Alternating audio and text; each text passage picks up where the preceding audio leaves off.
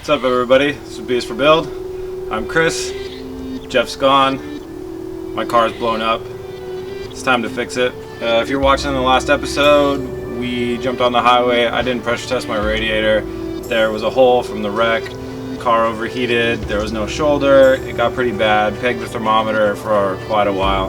But this has got the engine from the Toyota Supra in it. It's a strong engine. I'm pretty sure it's fine. I got the car towed back. I went and bought a new radiator this morning, and now I'm going to show you how to install it. Check it out.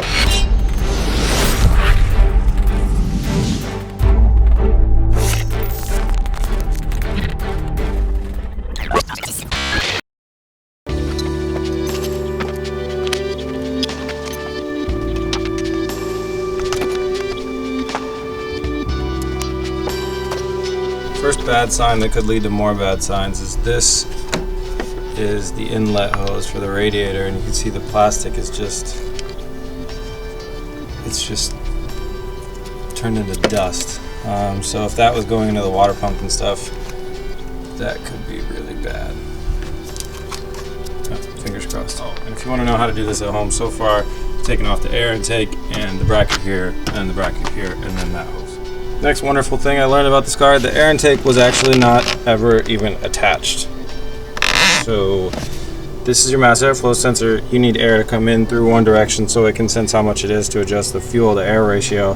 And when you don't attach things, it's not going to work out well. So I'm going to have to fix that up too, but I think I'm going to have to remove this air box to get into here.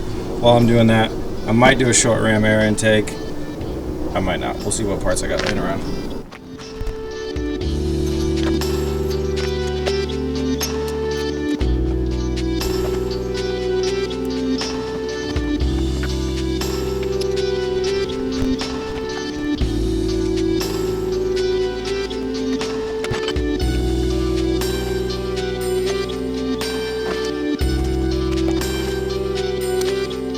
Okay, time for a quick update. I've got the radiator pulled out. There's 3 hoses on the bottom that you need to take care of. I have an automatic, so I have 2 of these. These are the automatic transmission fluid coolant hoses. So there's a little reservoir inside here that holds ATF fluid. So if you're going to do this job, you want to also get some extra ATF fluid. Radiator hose, the lower radiator hose right here. And then you have your thermostat. It's not a thermostat, it's a thermometer basically. Plug in right here. So you'll take this out and put it in your new radiator. New radiator will come with these 2 things. And then, so the next thing I'm doing is I'm going to take all this plastic stuff off, these fan shrouds and everything, and transfer them on to the new radiator. Sorry I can't film too much in the time lapse because it's just dumping rain outside right now. So once I got those 3 things off of there, the radiator pulled out real nice and easy. So put the new plastics on the new radiator and then just drop it in the car. Hey everybody, what's up? It's a day after yesterday when I was filming on the radiator. What happened was we basically got totally rained out, and I actually just couldn't even be out here working on it anymore. It's the next morning. It's still raining. Jeff's back. He's got some work to do on the Impreza. Do you want to tell him what happened at the Impreza? Yeah, so apparently there's only the front driver door that has a keyhole, and the passenger driver door does not have a keyhole, and we don't have a key fob for the Impreza. We just have the keys themselves. And since on my driver door the keyhole and handle mechanism is completely destroyed, it's gone. It's not there. It's gone. It's just not there. So when you lock the keys in that situation, kinda SOL. So Jeff locked himself out of the car. Yeah. Luckily we built the window out of plastic so we can break it if we need to, but we really don't want to do that because it takes hours to build another one. Right. And that plastic's like 30 bucks. So he's going to have to break into the car. Meantime, I'm going to finish this radiator, and then we're going to go to the most western part of Oregon. Yes. The beach. The beach. Okay, update time. I'm in the car, pressure testing it right now, just stress testing the radiator a little bit. The reinstall went pretty good. I was able to find some things that were a little tweaked from the wreck and actually improve them, so that was nice. So I'm just sitting in the car with the RPMs pegged at about 2,500, and it's been warmed up for about 10 minutes, so it's looking really good. Jeff managed to unlock the car, but somehow he popped the door and hit the lock at the same time, setting off the car alarm but not actually opening the door. So we got to listen to the sweet sound of the car alarm for a while. So we're gonna have him write a formal apology to the neighbors. Things are looking good though, and I think we're gonna hit the beach soon. All right, sit rep. We got the new radiator on, filled it with coolant, and then did a pressure test, and I had you in the car here with me, and I said, everything's fine. Shortly after that, the car overheated once again, and everything wasn't fine. So we deduced that there's probably a bubble in there because we couldn't, the whole radiator wasn't evenly warm. So we figured there was a bubble in there. We used guerrilla science to get the bubble out by heating up the car, cooling the car, raising the car, overfilling it, draining, doing a lot of that stuff. We got it, we think, working now, and we're just driving around town, blocks on blocks on blocks, trying not to get too far away from home. I think we're ready to go to the beach, man. It's time to blow this popsicle stand and hit the beach. We are ready to go. I'm ready to go. Jeff is fiddling with stuff in his car. He has been for a very long time. I'm starting to think at this rate we'll never leave, or my car will blow up again. He's giving me the nod. We're officially off for our second attempt at going to the beach. Sit rep. I'm just now passing where I overheated last time. The heat level's fine. Heater's working. Dash lights. I have a brake light for my e-brake, I think. Traction control off is blinking at me. Check engine light, and the ABS light is on, which is a little bit concerning. Also a little bit concerning, I don't have Jeff in my rearview mirror at all, so I gotta keep an eye out for him. I hope everything's going okay. I've officially passed the point where I overheated last time, and the temp gauge is good, so I'm feeling good about this. Now if we could just find Jeff. Yeah, we both were following directions and took the wrong exit. Well, we each took different exits, ironically. And now we're getting back on the road. Chris is going to hang in the slow lane. I'll see if I can catch up.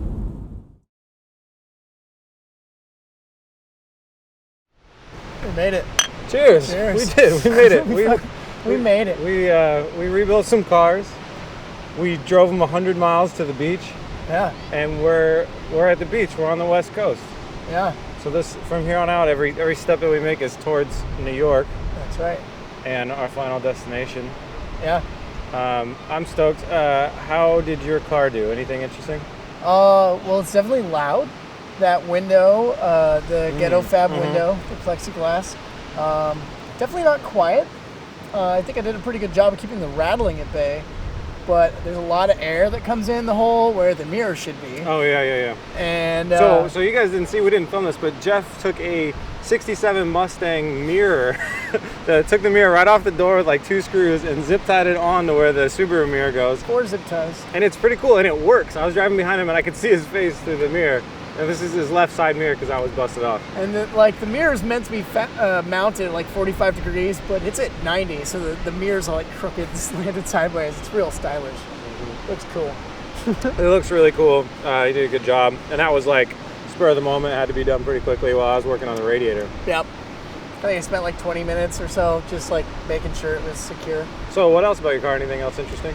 It's got a weird vibration. It sounds like it's either the hub or so like something out of alignment. Axle bearing or something like that. Yeah, or like it could be a number of different things, but it's definitely like a pulsating low pitch, like vroom, vroom, vroom, vroom when you get up to about 60 or 55, 60 or so. Yeah. So I haven't really wanted to drive any faster than that. Also, my tire is a little bit low in air, so I didn't want to drive that fast. We're gonna fill that up. That's pretty easy. So let's see. My car. What was interesting about it? I actually grew to like it a little bit more after the whole radiator fiasco. Like, we started down the highway the first time, and I was just like, "Oh, this car is cheap." I mean, I'm sorry to people that actually have them. They're not really cheap, but this one has been so poorly maintained that it just felt like garbage, and like I felt like I was in this gross box of just somebody discarding their own car, you know. And and just like not well maintained, not cleaned. Like, I mean, it was just, it was disgusting. But then I like, it blew up, and then I took it and I opened it up and I started finding these faults and fixing them. Like the air intake was not even attached, so the mass airflow sensor was just not even operating. And and then so I replaced the radiator and got that on there, and we worked the bubbles out of it, which is like a, are you gonna live, are you not gonna live type of situation. And we and then we got it on the road, and it held strong. And so I'm bonding with it a little bit. I mean, I still really hate it. I have not checked out the suspension yet on it. I mean, I know it's been lowered by somebody, but every time I go over a big bump, the wheels bottom out inside the wheel wells. Oh, no. And hit the plastics. So it just everywhere. Auto it feels brakes. like, it feels like you're bottoming out. Okay, and then on the brake subject, oh my God. So while I was doing like a safety check, making sure all the lug nuts are on, I was like on the front driver's side wheel, I'm going 1, 2, 3, 4 is not there. There's no lug or lug nut on the front driver's side wheel. So it's a 4 lug on the front, because one's been snapped off. So every time I hit the brakes, the car shudders like insanely bad because that wheel is misbalanced all the way to the stop. So when you stop fast in front of me, I'm just like praying this car doesn't break traction because it's going all the way down. So nice. I'll keep that in mind. That was a little sketchy. And then the things that really surprised me were how strong the engine and transmission feel. I can't feel any weird shifting in the transmission. And for a car that's got 170,000 miles on it, that's an automatic, normally their transmissions are just like pretty much toast. The engine had a little bit of a knock sound when we were in the driveway, but honestly, it's like pulling strong and it feels good. The alignment's good. So I'm like, I got pretty comfortable pretty fast, and Lexus does have some nice things. The stereo in it, for as ghetto as it is, the actual head unit is really nice. So I had that, I got to plug in my phone right away. I just turned the subwoofer off because I don't want the trunk to catch on fire. Yeah. And so I've just like turned that off for now. But it was actually more enjoyable than I thought. The steering wheel, it's got a really nice steering wheel. Even though your car is like 5 years newer, I've seen your steering wheel. It's pretty nice. Yeah, I've got cruise control. I've got cruise control as well. Oh, okay. I do. Is it on the steering wheel? Yeah. Oh. No. Sorry, it's not. There you go. go. I've got the automatic shifters. There's buttons for the automatic like a paddle shifter would, so you can shift up and down. You have electronic like. I have electronic shifters. Yeah. I haven't used them because that's like a really good way to blow up an automatic transmission. So I'll do that later in the trip. I'll try and give that a go. But We're a little bit closer to civilization. Yeah. And not so like far from our destination. Exactly. But so I've been surprised, and I got to say the car is growing on me a little bit, and I keep thinking like, what's the future for this car? Like, how am I gonna change it and improve it? So it's been fun, and we both made it here incident free. I mean, besides the radiator blowing up yesterday, right? Day before yesterday. I mean, we're here now, and we made it 100 miles. Yeah. So another cheers. Another cheers. With nice Pelican beers. Yeah. Do we want to advertise for them? Well, Pelican Pub in Pacific City. We like you. Got a nice dry hop. Yeah. It's pretty tasty. So what's next? We head back, and then we will route. We know we're going to New York, but we don't know what the next place that we're going to is. So, you got any suggestions? You got some cool places. Open to suggestions. Yeah, we're open to sites. We're in Oregon, roughly. Not telling you where. And then we're going to New York. So yeah, write in if you want, and let us know some suggestions. Thank you for writing in on one of our last videos about what challenges to do. We got a couple good challenges. One viewer said 0 to 60 to 0 to challenge. We're definitely going to do that. Who can be more fuel efficient? We'll do that. I got 28.8 average MPGs on the ride over here. My car tells me. Yeah, you and your computers. Yeah. Hey, it's the car's computer. Whatever. I got a Toyota Super engine, so. Oh, that's fine. So yeah, I mean, thanks for writing in with that stuff. Bring it on. So we're gonna hang out at the beach and have a good time, and the next episode we're gonna start going to New York. Yeah. Is that it? Yeah. We were also hoping we could get a time lapse of the sunset, but that's obviously not happening. Yeah, so, no sorry. No time lapse in the sunset. Would have been great to be like, hey, wait. sunset. I'll just pull one of those off. Well. Yeah, so maybe there will be. Maybe the clouds will just suddenly appear, and then we can get a sunset and then a sunrise on the East Coast to finish it off. Yeah, enjoy this wonderful sunset that we're going to film for you guys. Yeah, it's going to happen.